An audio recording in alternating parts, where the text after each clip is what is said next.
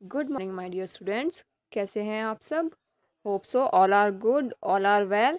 अपना ध्यान रख रहे होंगे अपने फैमिली का, अपने फैमिली मेम्बर्स का, अपने ऑल वेल विशर्स का। ओके बच्चों, अपना ध्यान रखिए। विदाउट मास्क बाहर नहीं निकलना है। ओके वैसे आपको बाहर जाने की ज़रूरत ही क्या है? आपको तो जो चाहिए मम्मी पापा घर ही ला के दे देंगे। ओके तो एक्स्ट्रा बाहर मत घूमिए। Okay my dear students. So students, as you know कि अभी आपकी जो टीचर्स हैं वो उतने वेल नहीं है। मृणाल मैम इतनी वेल नहीं है, सो इतने मैं ही आपकी क्लास लूँगी। कुछ दिन मैं ही आपको साइंस टीच करूँगी। बट स्टूडेंट्स, उससे पहले मैं आपको पहले ही बता दूँ कि आपको अपना काम टाइम पे पूरा करना है, वीडियो रेगुलरली देखनी है। ओके, और जो आपको समझ नहीं आए वो मुझसे पूछना है, एक कंटिन्यूटी बना के रखनी है। Okay students, so today in today's video we are going to start our chapter number 18, that is pollution of air and water. Okay students, but इससे पहले कुछ जनरल बातें हैं जो स्टूडेंट्स, कुछ भी स्टार्ट करने से पहले, चैप्टर स्टार्ट करने से पहले मैं आपको बताना चाहूँगी कुछ नेचुरल रिसोर्स के बारे में, कुछ इन्वायरमेंट के बारे में और हमारे एटमोसफेयर के बारे में। Okay, the first question is that what is natural resource? Natural resources क्या होते हैं? ओके तो anything which we get from nature, कोई भी चीज़ जो हमें नेचर से मिलती है उसे हम क्या कहते हैं? नेचुरल रिसोर्सेज कहते हैं। ओके, जो भी चीज़, कोई भी सब्सटेंस या कोई भी material which we get from nature, जो हमें प्रकृति से मिल रहा है, जो हम खुद से नहीं बना रहे हैं, वो क्या कहलाता है? हमारा नेचुरल रिसोर्स कहलाता है। Okay my dear students, now what is atmosphere? Okay, what is atmosphere? Atmosphere क्या होता है? जिसमें हम सांस लेते हैं, हम रहते हैं, हम सरवाइव करते हैं, वो हमारा क्या कहलाता है? एटमोसफेयर कहलाता है। Okay my dear students, now what is environment? ठीक है ना, इन्वायरमेंट क्या होता है? तो देखिए, कोई भी चीज़ जो हमारे चारों तरफ है, anything which surrounds us is called environment. जो चीज़ हम चारों ओर से घेर के रखती है, हम उसे क्या कहते हैं? इन्वायरमेंट कहते हैं। It may be a physical, it may B biological, it may be a chemical. Okay, clear है इतना? स्टूडेंट्स, जो हमारा एटमोसफेयर है, जो हमारा इन्वायरमेंट है, वो कुछ लेयर से मिलके बनता है। ठीक है, सब लेयर का अपना अलग अलग काम होता है। जैसे कि एक हाइड्रोस्फेयर लेयर है। हाइड्रोस्फेयर मतलब जो जहाँ पे पानी ही पानी है। हमारी अर्थ का 70% एरिया किसने कवर किया हुआ है? पानी नहीं तो किया हुआ है ना। तो बस फिर वही हमारा हाइड्रोस्फेयर है। एक हमारा होता है lithosphere.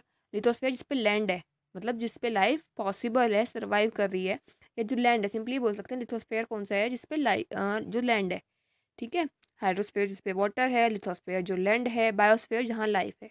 The most important part of the environment, that is biosphere. Okay, इस पे लाइफ क्या होती है? पॉसिबल होती है। बायो का मतलब होता है लाइफ। ओके स्टूडेंट्स, क्लियर है आप लोगों को? Okay, and last is atmosphere, जो एयर से रिलेटेड होता है। तो हमारा जो इन्वायरमेंट है वो कुछ कुछ लेयर से मिलके बनता है। That is, the first one is hydrosphere, the second one is lithosphere, the third one is biosphere and the fourth one is atmosphere. Okay my dear students.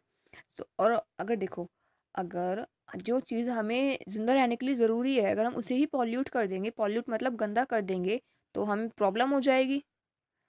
अगर हम उसे ही पॉल्यूट, देखो हमें हमारे घर में रहना है, ठीक है। गंदा घर कितना गंदा लगता है ना, फैला हुआ, या कोई सामान इधर पड़ा है उधर पड़ा है, बहुत बुरा लगता है। कोई अगर आ जाए तो कितना गंदा लगता है। कितना शेमफुल है कि हाँ, हम अपना घर साफ भी नहीं रखते। ठीक है, तो यही होता है कि हम हमारे इन्वायरमेंट भी तो रहता है। इन्वायरमेंट भी तो हमारे घर जैसा ही है, हमारा एटमोसफेयर। तो हमें उसे भी तो साफ रखना है। अगर देखो हम गंदे घर में रहेंगे तो हम फिजिकल इफेक्ट होंगे, मतलब हमें उसे देख देख के गुस्सा आएगा। ठीक है, मेंटली हमारा किसी काम में ध्यान नहीं लगेगा। तो जैसे हमें हमारे घर को साफ रखना ज़रूरी है, हम हमारे घर को साफ रखते हैं, ऐसे ही हमें हमारे इन्वायरमेंट को भी साफ रखना ज़रूरी है। अगर हम हमारे घर को गंदा रखेंगे तो हमें उसे देख देख के गुस्सा आएगा फिजिकली। ठीक है, हम फिजिकली लड़ने लगेंगे, मेंटली हमें गुस्सा आएगा, और हमारा पढ़ाई में ध्यान नहीं लगेगा। पापा के गुस्सा होंगे, ये सामान कहाँ है, मेरा सामान कहाँ है। ठीक है, तो यही होता है, बार बार हमें डिस्टर्बेंस होगा फिर पढ़ाई में। तो एक तरह से जिस चीज़ की जहाँ पे प्रॉपर्टी जगह होती है, हमें वहीं पे रखना होता है। आप लोग ऐसा करते हैं? या अगर लॉकडाउन है, हमें घर पे रहना है, तो बस मम्मी का काम बढ़ा के रखो, ऐसा करते हो आप लोग? अगर ऐसा करते हो तो बहुत बुरी बात है।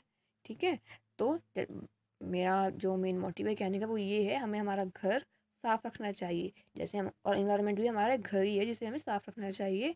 अगर हम उसे साफ़ नहीं रखेंगे तो क्या होगा, बीमार हो जाएंगे, रिसोर्सेज की कमी हो जाएगी, रिसोर्सेज क्या हो जाएंगे, पोल्यूट हो जाएंगे। ठीक है, तो आइए हम देखते हैं, स्टार्ट करते हैं हमारा चैप्टर। और स्टूडेंट्स, अगर आप लोगों के पास बुक शॉर्ट हैं तो आप मुझे बताना। ठीक है, मैं जो काम दूंगी आपको वो अच्छे से दूंगी, आपको पीडीएफ भी चैप्टर्स की मैं सेंड कर दिया करूंगी। तो आइए देखते हैं चैप्टर को। We know, just wait students, we know very well that we can live for some time without food, but we can't live even for a few seconds without air. हमें पता है हम खाने के बिना तो फिर भी कुछ टाइम जिंदा रह सकते हैं, बट हवा के बिना हम बिल्कुल भी जिंदा नहीं रह सकते। So air is the first thing that we need to alive. So हवा सबसे पहली चीज़ है, सबसे पहली रिक्वायरमेंट है जो जिंदा रहने के लिए क्या होती है, ज़रूरी होती है। ठीक है, और on the other hand we all are aware that our environment is not, ठीक है, we all are aware that our environment is not what it is used to be, its quality and purity is falling day by day। और हम बहुत अच्छे से जानते हैं, हम इस बात से बहुत अच्छे से वाकिफ़ हैं कि हमारा एनवायरनमेंट वो नहीं है जो होना चाहिए। ठीक है, हमारा एनवायरनमेंट वो नहीं है जो होना चाहिए या जो इस्तेमाल करने योग्य हो, जिसको हम इस्तेमाल कर सकें। इसकी जो क्वालिटी है, जो प्योरिटी है, वो दिन प्रतिदिन, डे बाय डे क्या होती जा रही है, डिक्रीज होती जा रही है। डिक्रीज क्यों हो रही है, due to the harmful activities done by humans. ठीक है, जो हार्मफुल एक्टिविटीज़ ह्यूमंस इन्वायरमेंट पे करते हैं उसकी वजह से हमारे जो इन्वायरमेंट है, जो एटमॉस्फेयर है, जो एयर है, उसकी क्वालिटी क्या हो रही है, डे बाय डे डिक्रीज होती जा रही है। अब हमारा जो इन्वायरमेंट है वो इतना प्योर नहीं रहा जैसे कि पहले था, और यही मेन रीज़न है कि आज बीमारियाँ इतनी बढ़ गई हैं। Okay, how do you feel, how do you feel when you sit in a place where there is lot of smoke. आपको कैसा लगेगा अगर आप किसी ऐसी जगह पे बैठे हुए हो जहाँ पे बहुत ज़्यादा स्मोक है, धुआं है, आपको बड़ा अनकंफर्टेबल फील होगा ना, बड़ी सफोकेशन सी एकदम सा घुटेगा ना आपका। You feel difficulty in breathing, आपको सांस लेने में प्रॉब्लम होगी। Sometime even tears come out of your eyes, कई बार तो क्या होगा, आपकी आंखों से आंसू भी आ जाएंगे। While on hilly areas and on she shores the air is comparatively pure and fresh. इससे अगर हम कंपेयर करें तो जो पहाड़ों पे हवा होती है या किसी समुद्र के किनारे होती है वो उससे थोड़ी प्योर होती है। कम 100% प्योर तो नहीं होती, लेकिन कुछ प्योर होती है और हमें वहाँ पे जाके बड़े अच्छा सा फील होता है। ठीक है, तो लोग इसलिए ही तो लोग जो अपनी छुट्टियां मनाने जाते हैं वो किसी हिल स्टेशन जाते हैं कि हाँ थोड़ी प्योर एयर मिलेगी। ठीक है, पॉल्यूशन फ्री होगा, वहाँ पे थोड़ा सन्नाटा होगा, शांति होगी। So that's the reason. Okay, also if you compare the life of village, अगर आप एक गांव की और एक सिटी की लाइफ को आपस में कंपेयर करते हैं तो आपको डिफरेंस का पता लग जाएगा, दोनों की क्वालिटी में कितना डिफरेंस होता है, उनके तौर तरीक़ों में, ज़िंदगी जीने में, काम करने के तरीक़ों में बहुत अंतर होता है। दोनों की हवा में भी बहुत ज़्यादा अंतर होता है। इसलिए ही तो जो लोग शहरों में चले जाते हैं वो छुट्टियाँ स्पेंड करने अपने गाँव में आते हैं। और और उन्हें क्या फैसिलिटी है, कोई फैसिलिटी नहीं है। गाँव में लाइट इतनी अच्छी नहीं होती, पानी की फैसिलिटी इतनी अच्छी नहीं होती, बट वहाँ पे जो हवा की क्वालिटी है वो बहुत अच्छी होती है, क्योंकि हरा भरा रहता है वहाँ पे। ओके, हरा भरा रहता है, आसपास पानी तालाब होते हैं, ठंडक रहती है हवा में। सबसे बड़ी बात, पॉल्यूशन नहीं होता। हमारी जितनी भी मैक्रो सिटीज़ हैं उन सब में क्या है, पॉल्यूशन है बहुत ज़्यादा। हमारी जो मेजर मैक्रो सिटीज़ हैं वो कौन सी हैं, कोलकाता, मुंबई एंड दिल्ली। सबसे पॉपुलेटेड और पॉल्यूटेड सिटीज़ हमारी जो कंट्री की हैं वो ये तीन ही हैं। लेकिन हमारे जो विलेजेस हैं वो फिर भी काफ़ी स्वच्छ हैं, साफ हैं। Okay, now we move forwards, this is due to the fact. Okay, आइए देखते हैं कहाँ पे थे हम, आइए देखते हैं। This is due to the fact that the air in mountains and village is usually free from pollutant। तो इसलिए मतलब हम देख सकते हैं कि जो पहाड़ों पे हवा है, जो गाँव में हवा है, वो काफ़ी स्वच्छ होती है, काफ़ी साफ़ होती है। उसमें इतना पॉल्यूटेंट नहीं होता, जैसे कि स्मोक हो गया। ठीक है, स्मोक हो गया, या वहाँ पे इतना व्हीकल्स का धुआं भी नहीं होता। इंडस्ट्रीज़, मोस्ट इंपॉर्टेंट, इंडस्ट्रीज़ नहीं होती गाँवों में। ठीक है, तो वहाँ पे उनका धुआं भी नहीं होगा। Okay students, but my question is that what is pollutant. You know what is pollutant, क्या आप जानते हैं पॉल्यूटेंट क्या होता है? तो देखिए, simply anything which pollute are environment. Anything which pollute our environment is called pollutant. कोई भी चीज़ जो हमारे एनवायरनमेंट को क्या करती है, पोल्यूट करती है, उसे हम पोल्यूटेंट कहते हैं। ठीक है, या the pollution causing substances simply लिख सकते हो, जिससे पोल्यूशन है वो पोल्यूटेंट है, जो एनवायरनमेंट को गंदा करे वो क्या है, पोल्यूटेंट है। जो अनडिजायरेबल सब्सटेंस एनवायरनमेंट में मिक्स हो जाते हैं, जैसे कि मैंने आपको हमारी लाइव क्लास में भी बताया था, वो हमारे क्या होते हैं, पोल्यूटेंट होते हैं। ठीक है, द एयर अराउंड अस, आगे देखते हैं हम, the air around us consist of a mixture of gases. हमारे तरफ जो हवा है वो क्या है, गैसेज का मिक्सचर है, उसमें कई सारी गैसेज मिक्स हैं। आपके नाइट्रोजन है, sulphur dioxide, nitrogen dioxide, carbon dioxide, oxygen, और हमारी कुछ नॉन रिएक्टिव गैसेज भी पाई जाती हैं।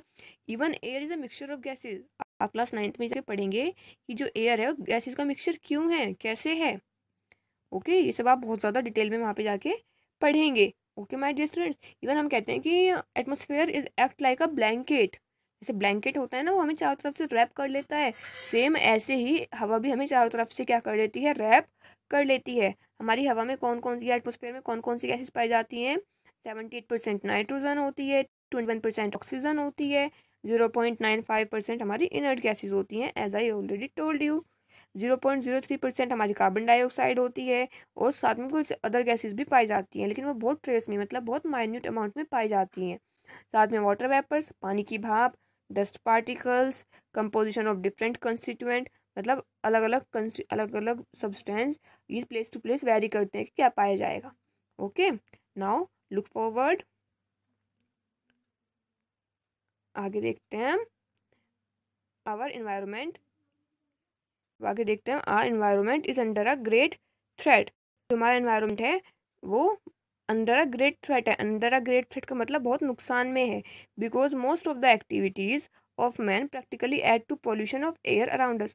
जो हमारा एनवायरनमेंट है वो खतरे में क्यों है, क्या वजह है इसकी खतरे में होने की, क्योंकि ह्यूमंस की या मैन की कई सारी जो एक्टिविटीज़ हैं, उसने हमारी जो हवा है उसे क्या कर दिया है, पोल्यूट कर दिया है, गंदा कर दिया है, वो अब सांस लेने योग्य नहीं बची है।